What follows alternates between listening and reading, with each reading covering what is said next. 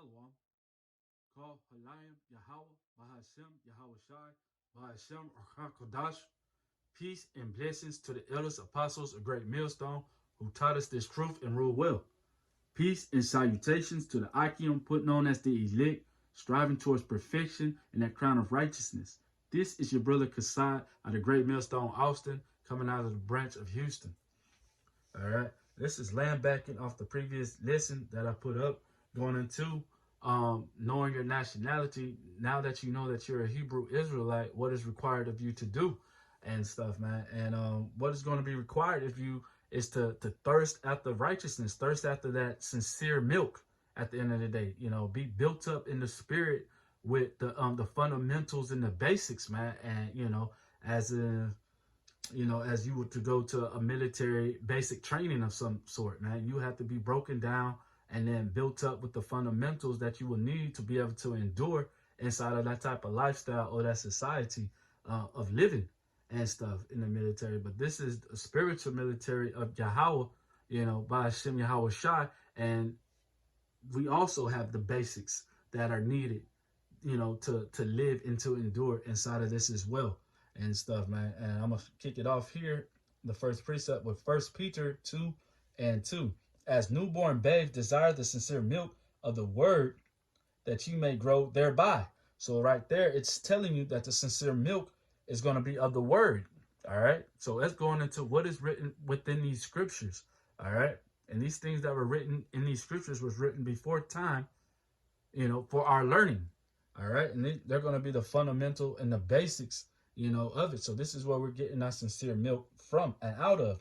So if so be ye have tasted the Lord, it is gracious and stuff. And, you know, the word is also referred to as honey, sweet as honey and stuff like that going down. Because, man, it gives you hope and confidence, and it feels good to understand that, man, this is world that we're living in is not the end all be all, right? But then going through it, you understand that it's bitter as well, man. It might make your stomach, you know, feel some type of way, understanding that, man, what's really getting ready, what's really required and stuff like that, man. You have to count the cost at the end of the day, man. All right.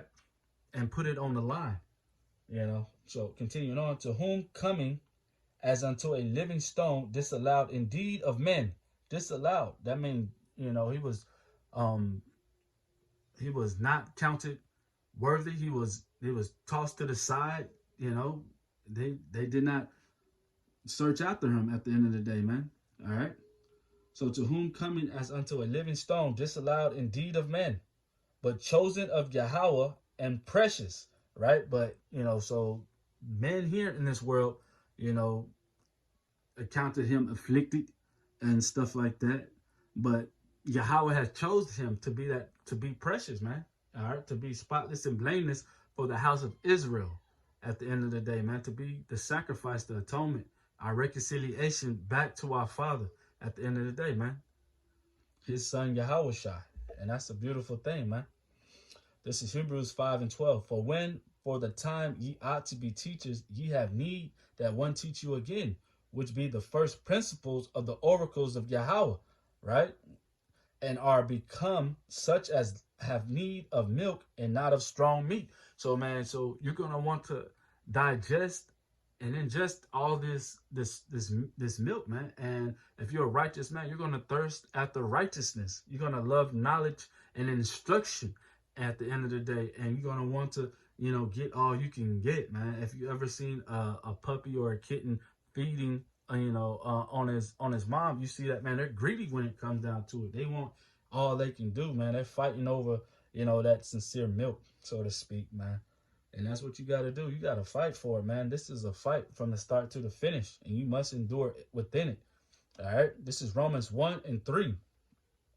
Paul, a servant of Yahweh, called to be an apostle, right? Separated unto the gospel of Yahweh, right? Apostle means to be sent forth and sent out, right? A gospel of Yahweh, which he hath promised afore by his prophets in the holy scriptures, all right? Concerning his son Yahushua, our Lord, which was made of the seed of David according to the flesh, right? So Yahushua wasn't not made of immaculate immaculate conception, as this world might go, likes to say and stuff. It came of a woman and a male, Joseph and his mother Mary. At the end of the day, man. Right quick, this is Matthew 1:16. And Jacob begat Joseph, the husband of Mary, of whom was born Yahushua, who is called Yahamashiach, right?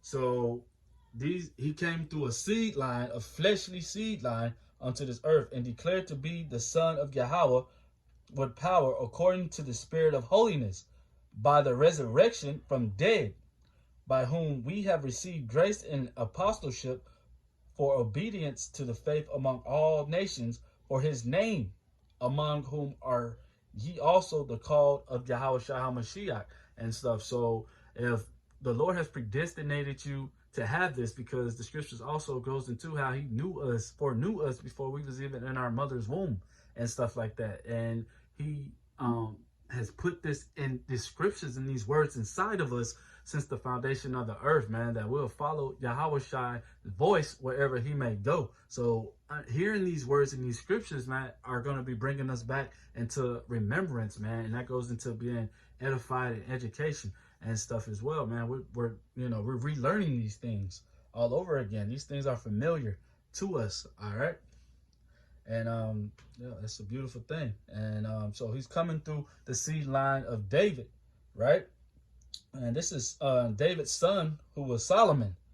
His second son was Solomon. And this is what it says in Song of Solomon 1:5. I am black but comely, O ye daughters of Jerusalem, as the tents of Kedar, as the curtains of Solomon and stuff, man. So I am black and comely. Comely means beautiful, man.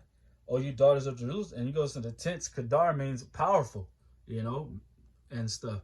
As the curtains of Solomon and stuff. Massive, kind of speaking. But at the end of the day, this is the Solomon. This is David's second son. And this is a precept on that. 2 Chronicles 1:1. And Solomon, the son of David, was strengthened in his kingdom, and the Lord, his power, was with him and magnified him exceedingly and stuff, right? So, it's a bloodline that goes down, man. So these people are, of course, looking the same. They're of the same lineage. But this is Revelations 1:14. His head and his hairs was white like wool, as white as snow, and his eyes were as a flame of fire, and his feet like unto a fine brass, as they burned in a furnace. All right. So this is the depiction of what he looks like, man. So this man was heavily melanated, dark mahogany, burnt brass color, a burnt brown color when it comes down to it. And his voice is sound of many waters, a roaring voice. All right. That one day we all will hear, man, because he's coming back, because he has an everlasting covenant with the seed line in which he came from, and with the house of Israel, at the end of the day, right? The entire house of Israel. This is Galatians 3:16. Now to Abraham and his seed were the promise made. He said not, and to the seeds as of many, but as of one, and to thy seed, which is of Yahushua HaMashiach's and stuff, right? So the promise was made to the seed of Israel, right? And we're going to go into that a little bit. This is Genesis 32:28.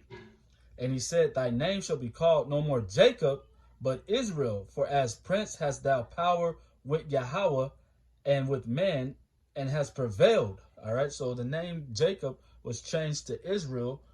And, it says, is he prince of the power? What it means, Israel means Yasharallah and stuff. And Jacob, at the end of the day, means, let's go into it a little bit. This is Genesis 25:27. And the boys grew, and Esau was a cunning hunter. That's the twin brother of Jacob, right? A man of the field, and Jacob was a plain man, dwelling in tents. Now, plain goes into being upright, right? And perfect, at the end of the day, man, and stuff. And that's a beautiful thing. They like to say supplant and, and stuff like that. But he is, Jacob is also a supplanter and cunning. But the Lord deemed him that righteous seed, right? This is Romans 9:11, right quick. For the children being not yet born, neither having done any good or evil, that the purpose of Yahweh according to election might stand, not of works, but of him that calleth. It was said unto her, the elder shall serve the younger, as it is written, Jacob have I loved, but Esau have I hated, and stuff. So the Lord has already sought this out and planned this out from the beginning and declared it. And he has the men on the Lord on the corners prophesying and letting his people know that, man, we are the people of Israel, the one who are chosen by the our power. All right, we come in his name at the end of the day. Yasharallah, man, he prince of the power. Last but not least, this is Hebrews 8:6, right? And but now have he obtained a more excellent ministry, by how much also he is the mediator of better covenant, which was established upon better promises. For if that first covenant had been faultless, then should no place have been sought for the second. For finding fault with them, he said, behold, the days come, said the Lord, when I will make a new covenant with the house of Israel and with the house of Judah. All right, not according to the covenant that I made with their fathers in the day when I took them by the hand and led them out of the land of Egypt, because they continued not in my covenant and regarded them not, saith the Lord. For this is the covenant that I will make with the house of Israel after those days, saith the Lord. I will put my laws into their mind and write them in their hearts, and I will be to them a God, a power, and they shall be to me a people. And that's the new covenant that the Lord is coming with, you know, to deliver us out of this. He's changing this stony heart and putting a fleshly heart inside of us, and putting them laws and statutes, commandments on us that we'll never go off again with, man. And so it's a must that we get that sincere milk, we get that wisdom, knowledge, and understanding, so we can get built up for these days that we are living in. And with that, shalom.